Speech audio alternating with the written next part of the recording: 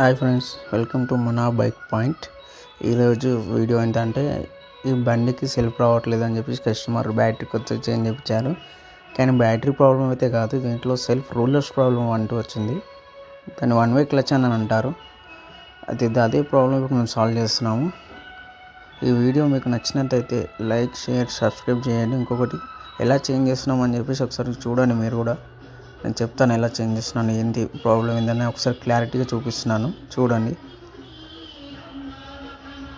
Mechanic ఒక వ్యసనం.